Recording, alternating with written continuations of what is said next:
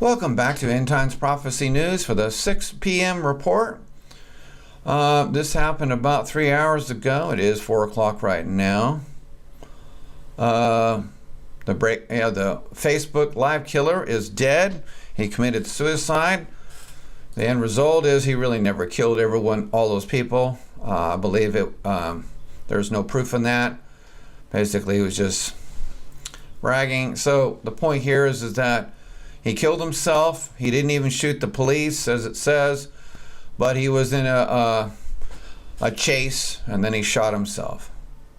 And his family forgave, his wife forgave him, as I reported earlier, not wife, but girlfriend, and I'm sorry, not the girlfriend, but the family who suffered from the death of the 74-year-old man that he shot forgave him 100%. But I believe in capital punishment, and I believe he, if he didn't kill himself, he should have been killed in capital punishment. A report says the man accused of killing a 74-year-old man and posting it to Facebook has reportedly killed himself in northwestern Pennsylvania. Steve Stevens, who has been the center of a manhunt since Sunday, killed himself in Erie, Pennsylvania, according to the Erie Times News. Before tweeting that Stevens' suicide was confirmed, the newspaper reported the suicide of a man in a Ford Fusion in Erie. So, he had a previous car, and then he got this other Ford Fusion after he murdered the first guy. I believe it was after the murder. But anyway, he had a previous car, but anyway, he got rid of that car, and then he got this Ford Fusion. But anyway, that's the end of that story.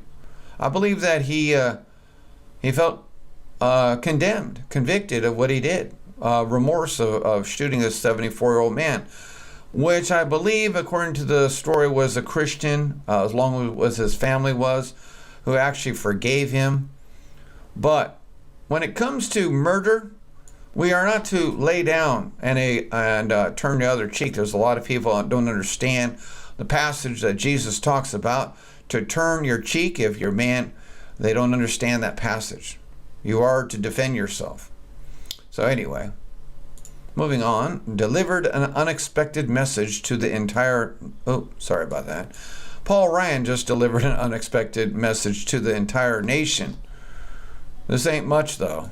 What would you imagine for a moment if you could file your taxes on the form the size of a postcard? Wouldn't that be something? This is one of the things we're working on right now. For too long, we have had a tax code that no one really understands.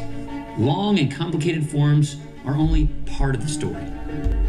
If you're a family trying to pay for college tuition, you have to wade through more than a dozen different tax provisions and almost 100 pages of IRS instructions just to figure it out. Even the word married takes 218 words in 5 paragraphs to define. It's crazy. I know marriage can be complicated, but that's a little ridiculous. So it's no wonder many of us just end up paying someone else to do our taxes and just hope for the best. But it shouldn't be like that. Our tax code should work for us and not against us. And the same goes for the IRS. Let's make the tax code and tax day itself simpler for all Americans. Oh, amidst a nice commercial on with beautiful music in the background, we have the Rhino Paul Ryan speaking about tax codes, okay? Which basically he has thwarted by unfolding a no good new health plan that was made to fail so that he could thwart the tax plan. Because that's what was the tax reform was gonna come next. But now we have to hold back on that. Otherwise we can't get the full benefits, as Donald Trump said. It's interesting because we have the same guy who basically sabotaged the health and the tax reform. Now we're in this nice, pleasant commercial. And the only thing he has to say is, let's make it simpler. Well, while Maxine Waters, who's got a devil in her, even worse, is telling you actually the truth that our taxes are way too high, of which was given to us by Obama. When the real problem is that we need to pay a far less than taxes, like Donald Trump says. But this little rhino gives you this wonderful little commercial about how we need to have simpler taxes, which I agree with, but that's just a minor part of the problem. Minor. What would you expect from a rhino? Moving on. Well, look what we've just learned from Hillary's new book. Oh, more grub to go through. More garbage to pick up. Hillary Clinton gathered emails from her top staffers after 2008 loss to Barack Obama. Clinton had one of her aides download the emails of the top campaign staff so she could assess what went wrong during the 2008 campaign. What went wrong? You showed up. The Hill's Amy Parnes and Sidewire's Jonathan Allen reported in Shattered inside Hillary Clinton's doomed campaign. By reviewing the emails, Clinton wanted to see who was talking to who was leaking to who, as source told authors. Who was leaking what? All the damaging information of your campaign? Why didn't you just clean it up? Why did you do all the horrific crimes to mankind? That's the question. It's not who leaked it.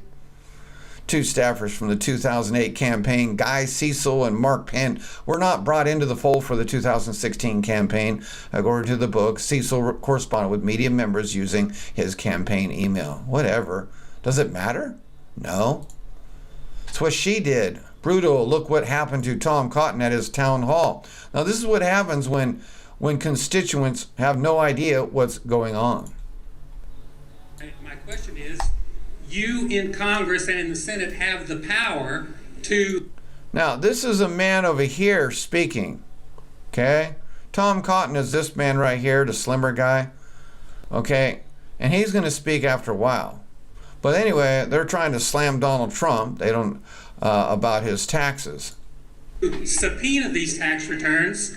The president said during the campaign that he would not release the tax returns while he was under audit. Now he says the election has happened and he doesn't need to release his tax returns. I'm wondering if you'll take the initiative to have him release those returns so that we can see what kinds of connections he has with different countries around the world and what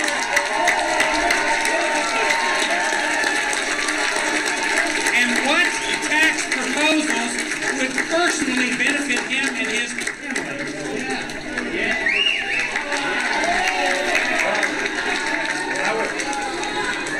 As far as I'm aware, the president says he's still under audit. And he said he's going to release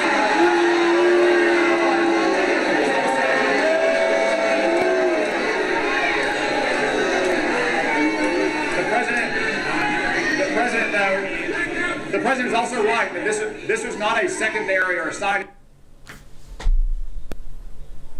Sorry about that. Hold on a second. My question is, the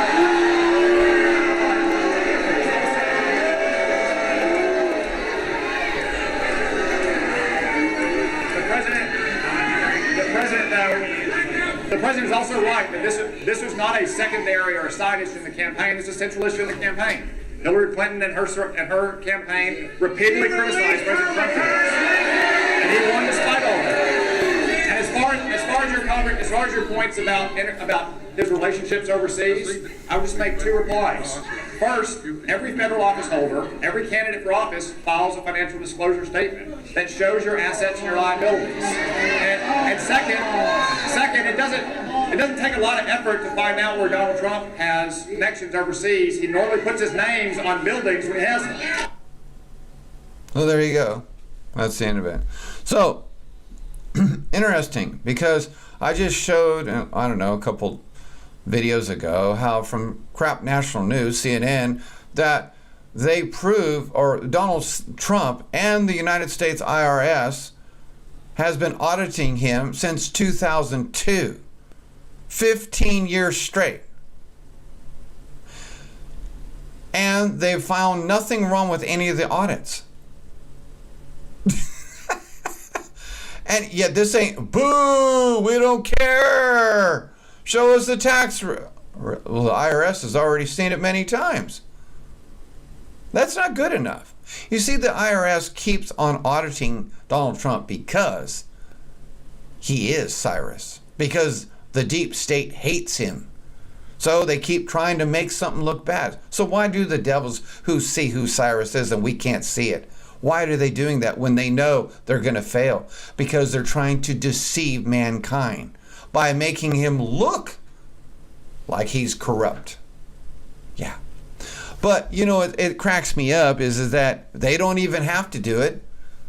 Just because the last 40 years the presidents have done it and working with the government, working with the corrupt IRS, has been covering up all their lies of not paying their taxes right. They've shown it, and the people, the sheeple, believe it. Are you a sheeple? You see, the fact of it is that none of those presidents were audited for 15 years in a row. Why? Because the devils didn't hate them. They loved them. A spiritual man judgeth all things. It's right there in front of you. Real simple. And do they listen? They don't listen. They don't care if he's been audited for 15 years in a row and the IRS has found nothing wrong with him and you can find it right there on the internet. They don't care. They don't care that all the proof is there on the internet. All they want to do is disrupt, just like the gangs on the street, disrupt and throw a fit and make a bunch of noise. They don't care about the truth. Isn't it amazing? Anyway, that'll be all for this report. Thank you for listening. If my people, which are called by my name, shall humble themselves and pray and seek my face and turn from their wicked ways, then will I hear from heaven and will forgive their sin and